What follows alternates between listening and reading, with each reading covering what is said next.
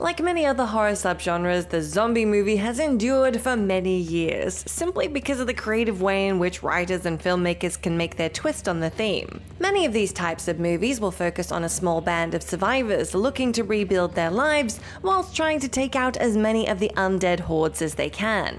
The mere mention of zombies almost immediately indicates some form of pending apocalypse, and from the movies featured on this list, all hope is lost because everybody dies. I'm Jess from What Culture, and here are zombie movies where everyone dies. Number 8. 28 Weeks Later. In this follow-up to Danny Boyle's impressive infection-based 28 Days Later, we see the military arrive to help save the day, brought in to help bring stability and preventative measures to help contain and control the outbreak in a desolate London. Sadly, these preventative measures don't seem to stretch as far as allowing a janitor to have access to a highly secure room.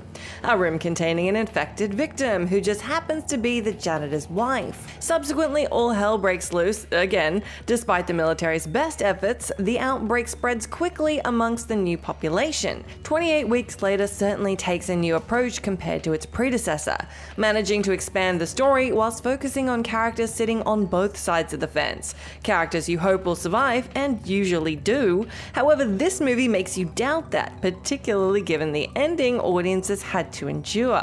Just when you think a small handful of survivors have managed to escape, flying away across the sea heading to France, where it's assumed the infection hasn't reached yet, we're given a very brief visual addendum. A horde of infected people are seen running towards the iconic Eiffel Tower in the distance, as it appears the infection has spread across the continent. Number 7. Dawn of the Dead, 2004. Before director Zack Snyder was heavily involved in the DC universe, he helmed the 2004 Dawn of the Dead remake. It's an impressive redo that just about managed to honor George A. Romero's 1978 classic. This movie's motley crew has congregated in the local mall for shelter and protection from the heaving hordes of the undead outside. But after a string of incidents lead the hordes to storm the mall, the survivors are forced to make a run for it, escaping in 2 shuttle buses they find in the mall garage. A small group of survivors manage to escape to a marina, where they steal a yacht and head to a Lake Michigan island. Audiences are left wondering what happened to the survivors as the credits kick in. Thankfully, those credits are interspersed with flashes of camcorder footage found on the yacht, showing exactly what happened next. The group arrived at the island only to be immediately swarmed by zombies. From there, the footage ends and leaves a major question mark over their fate. Number 6. Night of the Living Dead, 1968. Night of the Living Dead is filmmaker George A. Romero's revolutionary horror masterpiece. It's the film that changed how horror was seen and made, and its influence on horror cinema is still prevalent to this day. A group tries to take shelter in a farmhouse and end up fighting for survival as the dead begin to rise. The movie is over 50 years old, but it remains an incredibly influential one. It was the first time a horror picture was led by an African-American actor, and it was one peppered with socio-political commentary. But it's the shocking way in which the film ends that made audiences gasp. Ben, the last survivor of the zombie hordes, leaves the farmhouse for supposed safety and is shot by armed men after being mistaken for a ghoul. Number 5. The CRAZIES, 2010. Whilst you can argue that the 2010 remake of The CRAZIES isn't quite a zombie movie, the actual concept and structure certainly makes it feel like one. Based on the 1973 George A. Romero movie of the same name, this 2010 effort deals with a small group of survivors attempting to work together to escape the town and the CRAZIES. Structurally, it has all the hallmarks of your typical zombie experience, except here the infection isn't passed through bites. It's ingested thanks to a weaponized biological agent that's accidentally found its way into the town's water supply. Unlike other similar movies where the survivors escape and leave behind a location still filled with the infected, The CRAZIES features a nuclear bomb being dropped to destroy the town and hopefully all remnants of the agent. Timothy Oliphant and Radha Mitchell's surviving couple is seen walking away towards a new city when the film ends. That is, until a satellite spots them and the chilling on-screen text suddenly reads, "Initiate containment protocol. basically sealing the pair's fate. A mid-credits news report sequence also shows footage of soldiers battling with the infected in the aftermath of the explosion. Number 4. Rec 3 Genesis. Rec 3 is the third installment in the Spanish found footage horror franchise and acts as both a prequel and a parallel to the original 2 movies. Also, surprisingly, it's the first in the franchise that suddenly decides to switch to traditional filming about a third of the way into the movie.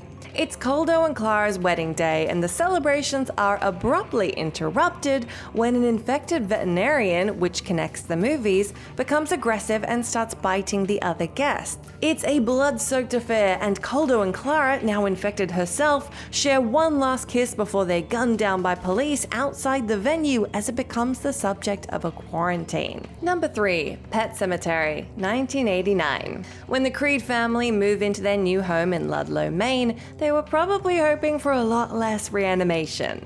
After the family cat is killed on the highway outside their home, neighbor Judd suggests that family patriarch Lewis takes it beyond the pet cemetery near their property and buries it in an ancient Native American burial ground. He does, and the following day the once dead cat arrives back at the home alive, but not quite right. Later, the young Gage Creed dies in a horrific accident on the highway, and Lewis, against all warnings, buries his son in the same place. Gage returns with malevolence and kills both the neighbor and his mother. Lewis fights off his reanimated son, finally injecting him with morphine to kill him, and he takes his wife's body to the cemetery to bring her back. She obliges and in her undead state comes back and stabs Lewis to death as the screen goes black. Number 2. Pontypool. In 2011's Canadian horror Pontypool, we hear a lot more than we see. The town of Pontypool has been quarantined. The French transmission, once translated, instructs listeners to stay indoors and to avoid using the English language and other certain phrases. This is discovered to be the source of this strange virus, and all those who hear it are changed. Grant discovers that by manipulating language, you can control it and help anyone infected, even helping to reverse the symptoms altogether.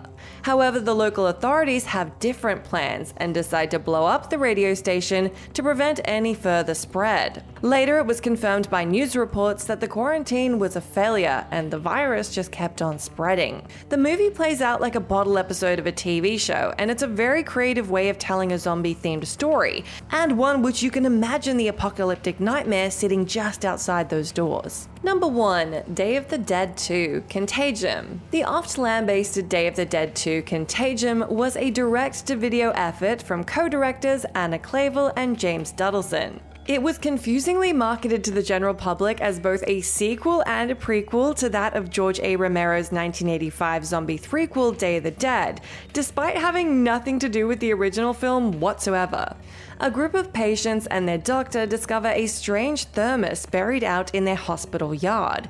Once opened, it releases a deadly virus into the building, turning the infected into flesh-starving ghouls. Contagium is a movie built with low-budget run-of-the-mill zombie action, and by the movie's lackluster conclusion, almost everyone in the hospital has been infected, bar a few survivors. Some of the already infected try to pressure these survivors into turning themselves, but with a suicidal sacrifice, the last man standing makes it impossible for him to become one of the living dead, stating that, quote, "In the end, the only way to truly defeat death is by the act of dying." That's the end of our list, but do let me know down in that comment section if you can think of any other zombie movies where everyone dies. As always, I've been Jess from What Culture. Thank you so much for hanging out with me. If you like, you can come say hi to me on my Twitter account where I'm @JessMcDonnell, but make sure you stay tuned to us here for plenty more horror goodness.